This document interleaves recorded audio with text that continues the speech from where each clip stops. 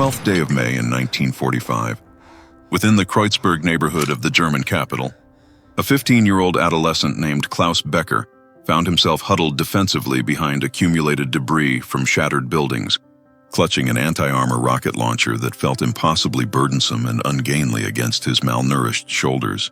His extremities trembled uncontrollably, a physical manifestation of paralyzing terror, complete physical depletion, and the reality that genuine sustenance had not passed his lips for 72 consecutive hours. The military attire distributed to him merely 14 days earlier draped awkwardly on his emaciated physique, while the civilian militia identifier encircling his upper arm seemed to constrict like a hangman's rope. Through the choking haze of particulate matter and combustion fumes, he detected their inexorable approach, the mechanized grinding of enemy armored vehicles, vocal commands delivered in an incomprehensible foreign tongue, and the methodical progression that had systematically consumed the metropolis one residential block at a time, one dwelling after another, forcing his contingent, if one could reasonably, classify 12 petrified youngsters and 3 elderly gentlemen as a legitimate military formation into continuous withdrawal until spatial retreat became geometrically impossible. The indoctrination received through his youth organization membership resonated within his consciousness. The enemy forces from across the Atlantic represented uncivilized savages who demonstrated zero clemency toward captives, making valiant death in service to the supreme leader infinitely preferable to capitulation before merciless beasts. His squadron commander, a member of the elite guard who had vanished the previous day, had been unambiguously explicit in his instructions. These adversaries would subject prisoners to agonizing torment before eventual execution. Therefore, combat until death, or employ your final ammunition upon yourself. Klaus had internalized these assertions with absolute conviction. For what rational basis existed to doubt them when identical messages had saturated his environment throughout his formative years? The narrative presented the American military personnel as less than human abominations, with submission guaranteeing sadistic abuse, followed by termination. His perceived options existed in binary simplicity, triumphant survival or honorable demise. The mechanized behemoth advanced nearer, compelling Klaus to hoist the rocket launcher while attempting to recall the abbreviated instruction sequence. Orient the weapon, establish visual alignment, activate the firing mechanism. His companion Friedrich, merely 14 years of age, had attempted deploying an identical weapon the previous afternoon, only to have the explosive discharge render him senseless. The unfortunate boy had been terminated by automated gunfire from the armored vehicle while lying defenseless and disoriented in the thoroughfare, eliminated before consciousness returned to his body. Klaus's digit located the activation mechanism as the metallic monster closed to approximately 30 meters distance, sufficiently proximate that a successful strike seemed theoretically achievable, though probability remained questionable.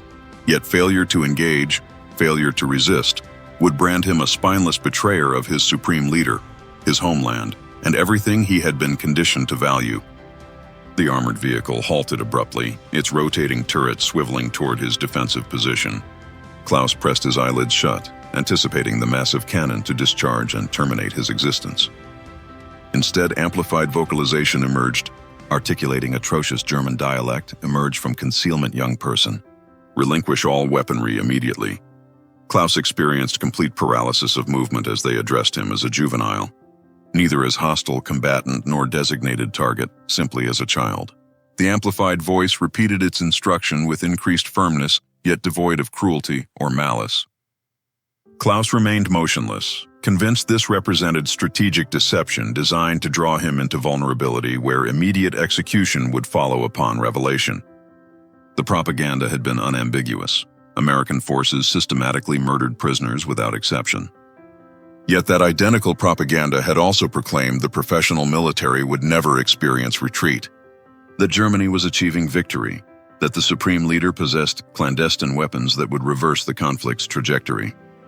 Klaus had personally witnessed the professional military's complete disintegration, observed the capital city's immolation, and those mythical secret weapons had never materialized into tangible reality.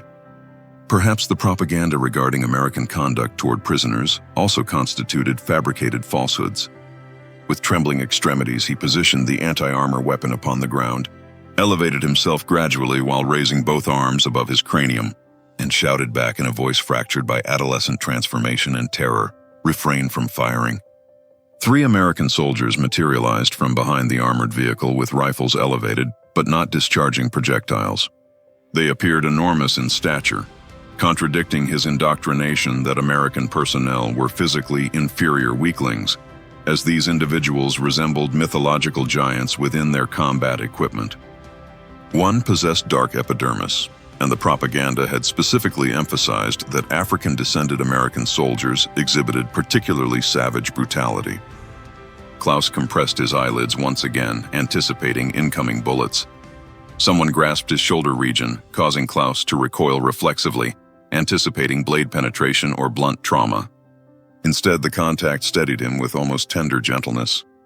Upon reopening his vision, one of the Americans, specifically the dark-skinned soldier he had been instructed to fear above all others, was extending a water container toward him. The American articulated in fractured German dialect, "Consume liquid." Klaus stared incredulously at the water vessel, at the soldier's facial expression, which conveyed genuine concern rather than sadistic pleasure, at his own trembling hands as they reached tentatively for hydration, offered by an adversary who supposedly would terminate him immediately, but instead was providing sustenance. He consumed the water, which tasted pristine, refreshingly cool, superior to anything he had experienced in multiple weeks. Upon completion, the American retrieved the container, nodded affirmatively, and gestured toward the rear area where additional captives were being assembled.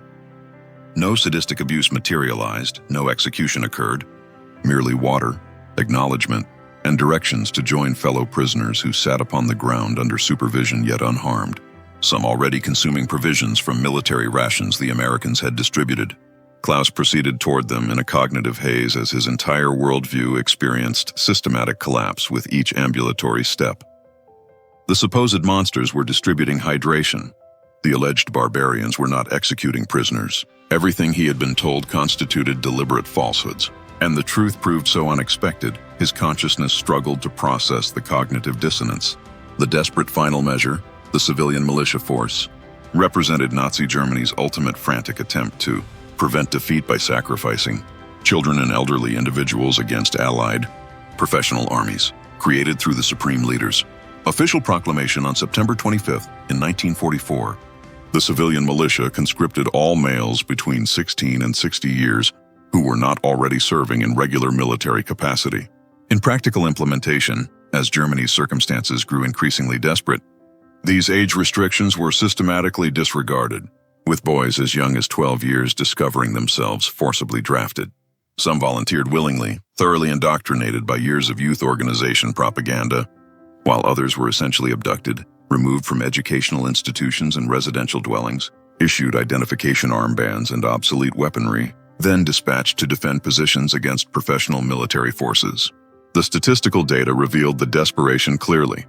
Total civilian militia conscription during 44 to 45 reached approximately 6 million males, with actual combat deployment involving roughly 1.5 million individuals. Teenagers in combat aged 12 through 17 numbered an estimated 100,000 to 150,000, with casualties among adolescent soldiers estimated between 40,000 and 60,000 killed, with wounded figures remaining unknown. Training duration typically spanned 1 to 2 weeks, sometimes merely days, with equipment consisting of whatever could be located: obsolete rifles, captured weapons, anti-armor rockets, improvised explosives. The children recruited into this formation had been conditioned through years of youth organization indoctrination, taught that dying for the supreme leader represented glorious sacrifice, that retreat constituted cowardice, that surrender meant unthinkable dishonor. They had been exposed to propaganda films portraying Allied soldiers as subhuman monsters, genuinely believing capture guaranteed torment and execution. Klaus Becker's experience represented a typical pattern for these child soldiers. At 15 years of age, he had participated in the youth organization since age 10, receiving weekly military drills, ideological training, and conditioning to believe in German racial superiority and Allied barbarism. When the civilian militia conscripted him in early April 1945, he experienced terror but also peculiar pride, believing himself to be defending the capital, fighting for his homeland, serving the supreme leader. The reality of combat shattered those illusions within mere hours. His unit received 3 days of instruction on firing rifles, using anti-armor rockets, and where to aim at armored vehicles.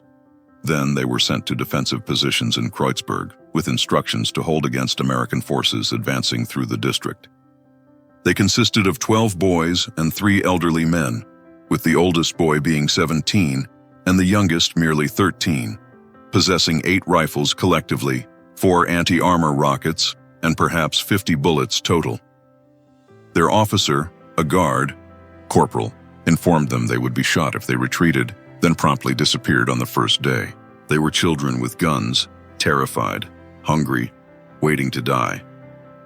The propaganda that killed represented systematic conditioning spent years teaching German children to fear capture more than death itself. The messaging was systematic and pervasive, through school textbooks describing Allied atrocities, radio broadcasts detailing supposed massacres of German prisoners, films showing American and British soldiers as sadistic monsters, and youth organization leaders reinforcing these messages weekly. Surrender meant torture, violation, execution. Better to die fighting than face what the enemy would inflict.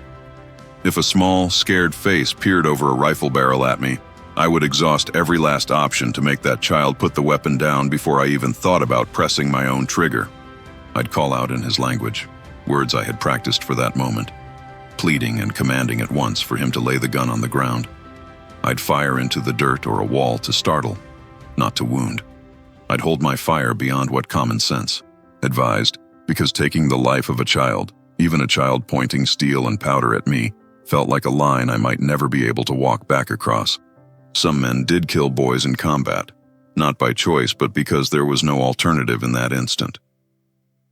Up the chain, a pattern formed as commanders recognized we were encountering enemy combatants who were not yet adults. Medical attention for captured minors was moved to the front of the line. Food portions were quietly made bigger. Questioning took a gentler form. When family contacts could be found, sending those children home happened faster than for grown prisoners. None of this was formal doctrine. It was the human answer to a harsh reality. We were fighting and capturing kids. The strain this placed on our side's conscience ran deep. Men who had survived winter marches, artillery storms, and ambushes found themselves undone by a single memory.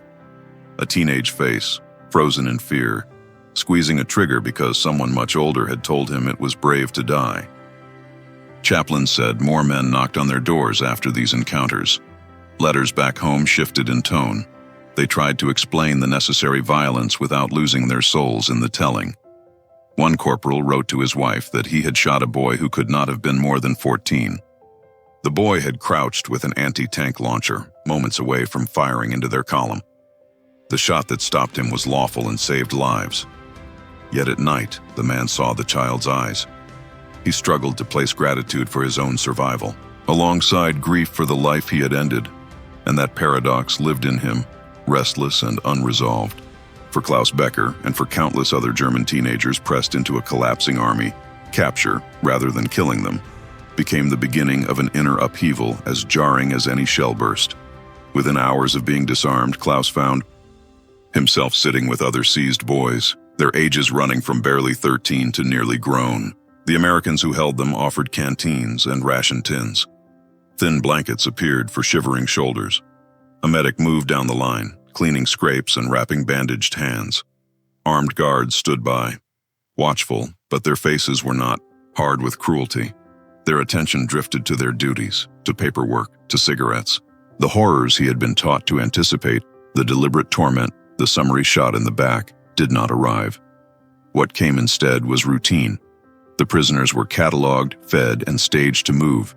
They were not treated as trophies or targets, but as a practical matter to be handled correctly and efficiently. That normalcy cracked the story lodged in Klaus's mind. The narrative that had trained him to see enemies as beasts could not bear the simple sight of a bored sentry reading a letter from home while a boy nibbled on a square of hardtack. He waited for pain, for humiliation, for the promised knife. None of it happened. Then the same black American soldier who had first given him water knelt and handed him more food, setting it down carefully, as if approaching a frightened animal he wished to calm. The man spoke slow German. "No one is going to harm you." The words were plain, but their force reshaped the world in Klaus's head. He had been taught that this man, because of his race and uniform, would be the cruelest of all. Yet the eyes looking into his were kind, and the hands that reached out carried food, not chains. Later, Klaus would describe that encounter as the hinge upon which his entire belief system swung shut and then opened toward a different light. Life behind a fence did not match the nightmare the posters and speeches had promised. The camps that held Germany's defeated soldiers gathered together veterans, party diehards, hastily conscripted old men, and scared boys who had barely learned to shave. Guards and administrators took notice of the youngest faces. Without ceremony, small acts of protection emerged. Second helpings appeared. The worst influences were kept at a distance. A chaplain or a doctor would linger longer in conversation with a teenager who stared at the ground. In the camp near Mannheim, where Klaus spent 7 months, time acquired a steady rhythm, lining up for meals, attending to chores, receiving medical checks, watching the seasons turn over the wire. He discovered that being a prisoner of the people he had been told were devils meant survival, structure, and sometimes kindness. One guard, a father with sons of similar age, pressed dog-eared paperbacks into Klaus's hands and helped him shape unfamiliar English sounds. The education did not come in lectures about ideology. It arrived in daily practice, meals on time, rules applied evenly, wounds treated, insults withheld. That exposure peeled away layers of falsehood. Another former youth soldier, Hermann Schultz, later explained that without the drumbeat of slogans and threat of immediate death, he could finally think clearly. He traded stories with older prisoners, who admitted what he had not dared say aloud. The war had been a tragic mistake, the cause unjust, the leadership monstrous. He began to observe his captors not as caricatures but as men. Some stern, others indifferent, a few conspicuously kind. The cognitive struggle was painful, like a bone set after a bad break. Yet as the swelling receded, a new alignment took shape. The real enemy had not been across the lines. It had been the system that taught him to worship death and to fear mercy. When the gates opened and the boys were sent home, they carried more than discharge slips and spare clothes. They carried a story which would alter how towns and families talked about America for years to come. Klaus walked back into Berlin in late autumn of 1945, stepping through a city that looked as if a storm of iron had flattened it. His family's apartment had vanished into ash and brick. His father had died far to the east. His mother huddled under a cracked ceiling in a basement that trembled when trucks passed. Yet Klaus himself appeared healthier than she had imagined. Possible, cheeks fuller from regular meals, jacket and boots issued by the same army that had captured him. A folded letter in his pocket, written by the guard who taught him English, bore a short blessing and an address. His mother stared in disbelief when he explained that American soldiers had fed him, patched his scrapes, and treated him with courtesy. Her sorrow turned to shaking relief, and then to anger at the faceless voices that had made her expect a mass grave rather than her living son. Similar reunions unfolded from the Rhine to the Elbe. Parents who had braced for the worst heard accounts of medical tents, warm soup, and respectful treatment. The gap between what people had been told and what their children had lived through widened into a chasm. In that space, new opinions took root. The boys who had expected to die for a fantasy grew into men who valued free debate, lawful government, and peace with former enemies. Around kitchen tables, stories were told about Americans who refused to shoot when a shout might do, about medics who stabilized shattered limbs without asking for thanks, about guards who traded cigarettes for laughter. These memories, passed down carefully, became threads in the fabric of a different Germany. One of those threads belonged to a youth named Peter, whose life was spared when American surgeons operated rather than walking away.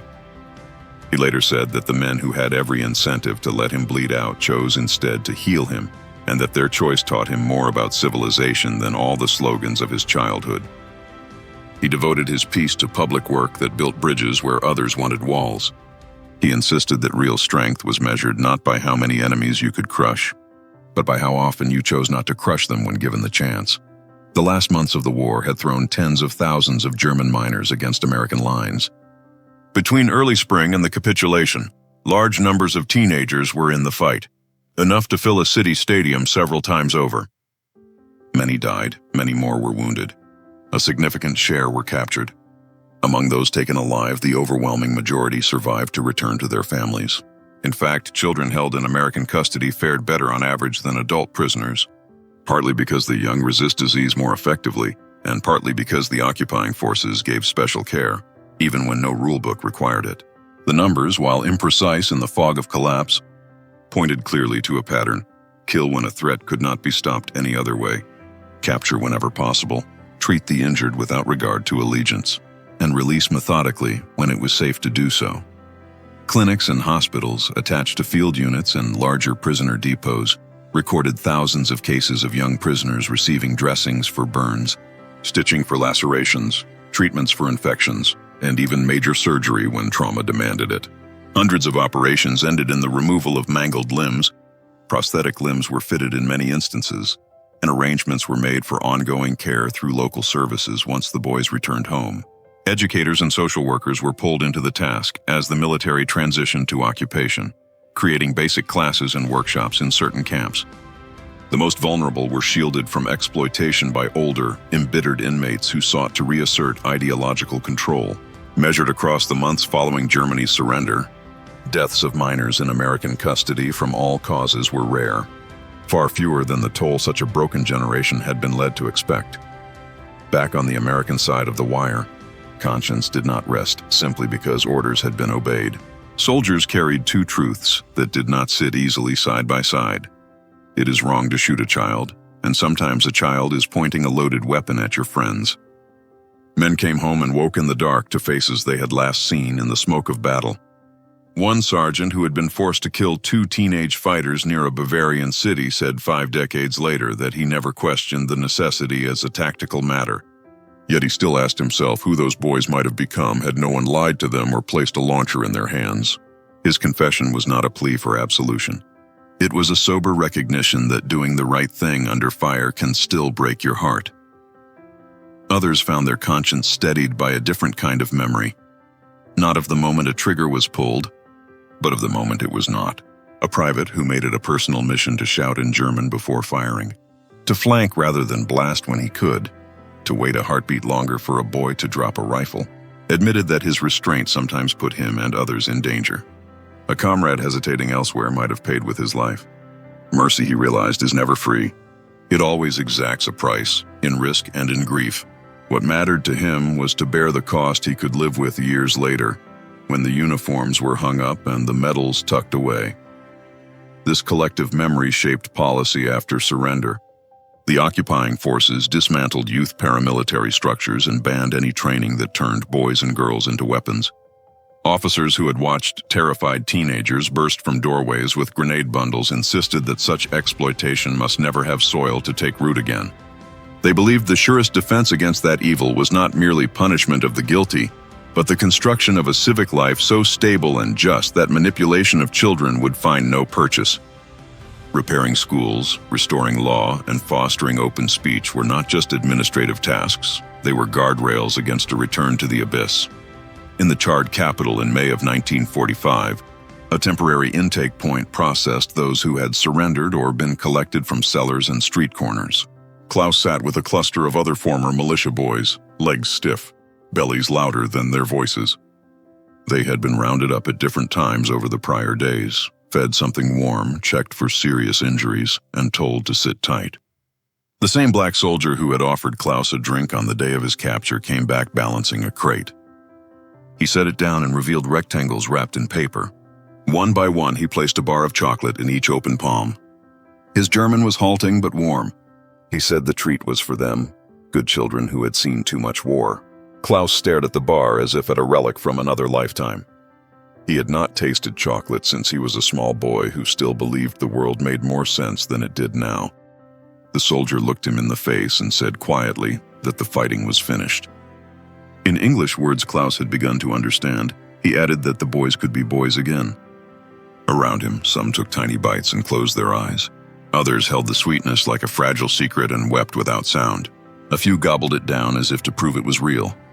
Klaus lifted the bar to his mouth and let a corner melt. The sudden sugar carried with it a rush of meaning. Their captors had not chosen vengeance. They had chosen restraint. They had not matched cruelty with cruelty. They had offered a small joy instead. Tears arrived, not because he was hungry or hurt, but because what he had believed collapsed under the weight of what he now knew. The soldier noticed, crouched, and asked softly if everything was all right. Klaus nodded, unable to shape a reply, and raised the chocolate in a trembling salute. The man understood, dipped his head, and moved along the row, offering the same gift to more boys who had been taught that the men in those uniforms would never show mercy. In that ordinary scene, paper wrappers crinkling, sunlight catching dust in the air, the low murmur of a checkpoint busy with its work, Klaus absorbed the lesson he would carry for the rest of his life. Mercy is not an idea. It is an act. It looks like a hand extended instead of a fist. It sounds like a voice choosing patience over rage. It leaves room for a future where, the day before, there seemed to be none.